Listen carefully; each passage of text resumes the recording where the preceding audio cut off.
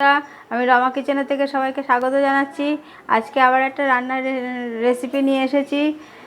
আজকে আমি করব হচ্ছে পটল দিয়ে চিংড়ি মাছ। দেখুন আমি সিম্পলভাবে করব, কিভাবে রান্না করি আমি তাই দেখুন। তার জন্য আমি কড়াই বসিয়ে দিয়েছি গ্যাসের উপরে। কড়াইটা গরম হয়ে গেছে, আমি এখন কড়াইতে তেল দিচ্ছি। আমি তরকারিটা রাইস ব্র্যান্ড তেল দিয়ে রান্না করছি। দেখুন আমি কীভাবে রান্না করি।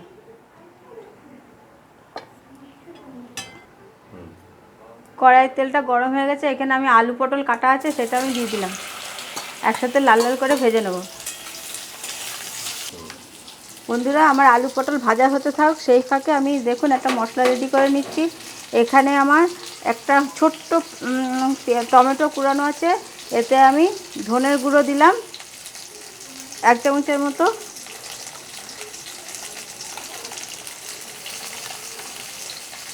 এক চামচের মতো জিরের গুঁড়ো,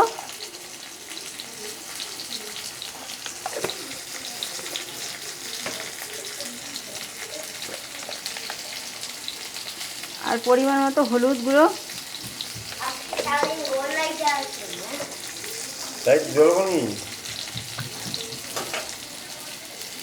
আর 1 চামচের মতো আদা বাটা। এটাকে আমি অল্প একটু জল দিয়ে গুলিয়ে আমি একটা মশলার পেস্ট তৈরি করে নেব।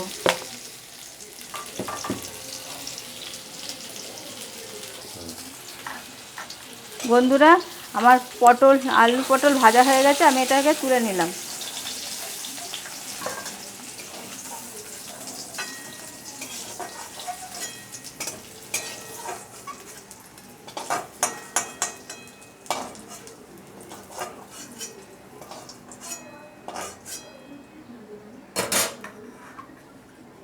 নেই চালু হল। একটু কালারটা ভালো আসার জন্য আমি কড়াইতে একটু তেল দিলাম, আর এই মশলার মধ্যে আমি একটুখানি চিনি দিয়ে দিলাম।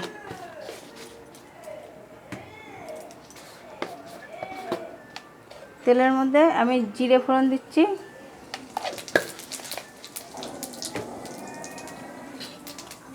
আর একটা তেজপাতা ফোড়ন দিলাম। এবার আমি মশলাটা দিয়ে দিচ্ছি।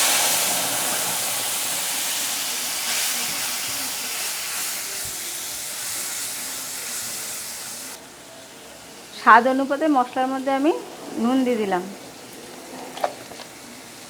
এবার আমি একটু জল দিয়ে মশলাটাকে তেল ছাড়া অবধি কষাবো।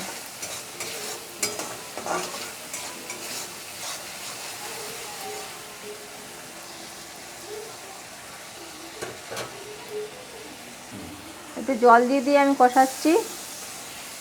বন্ধুরা আমি এটা শুধু আদা বাটা দিয়ে করছি, কেন চিংড়ি মাছ দিয়ে করবো, তাই জন্য আমি পেঁয়াজ দিইনি। কেউ যদি চান পেঁয়াজ বাটা দিতে পারেন, কিন্তু পেঁয়াজ দিলে চিংড়ি মাছের যে গন্ধটা সেটা কিন্তু ঢাকা পড়ে যায় পেঁয়াজের গন্ধে, সেই জন্য আমি। আর এই মশলা কষাতেই আমি এর মধ্যে আমি আলাদা করে করিনি, এর মধ্যেই আমি চিংড়ি মাছ দিয়ে দেবো। এইটা দিয়ে ভাজা হয়ে যাবে, কষা হয়ে যাবে।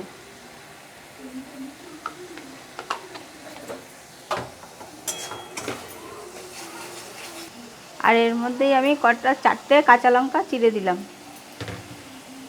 বন্ধুরা আমি এইভাবে চিংড়ি মাছটা দিলাম কেন, চিংড়ি মাছটা তেলের মধ্যে দিলে ভাজলে অনেক সময় শক্ত হয়ে যায়, এর জন্য আমি এইভাবে মশলার মধ্যে চিংড়ি মাছটা দিলাম। এতে ভাজা হয়ে যাবে, সিদ্ধ হয়ে যাবে, কিন্তু চিংড়ি মাছটা শক্ত হবে না। বন্ধুরা আমার এই রান্না যদি আপনাদের ভালো লাগে তাহলে একটা লাইক করবেন, শেয়ার করবেন, কমেন্ট করবেন এবং সাবস্ক্রাইব করে রাখবেন। যেসব বন্ধুরা আমারকে সাবস্ক্রাইব করে রেখেছে তাদের অজস্র ধন্যবাদ।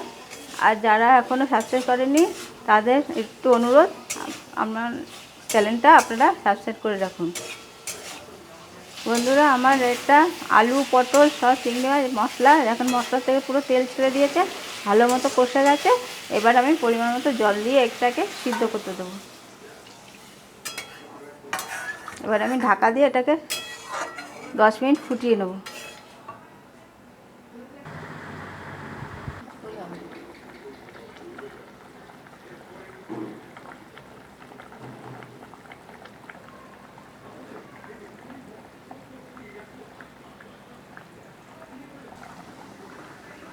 বন্ধুরা দেখুন আমার আলু পটলের তরকারিটা আমার হয়ে গেছে।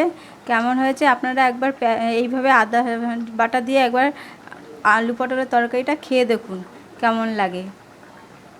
যদি আমার এই রান্নাটা ভালো লাগে তাহলে একবারও বলছি একটু লাইক করবেন, শেয়ার করবেন, কমেন্ট করবেন এবং অবশ্যই সাবস্ক্রাইব করে রাখবেন। নমস্কার।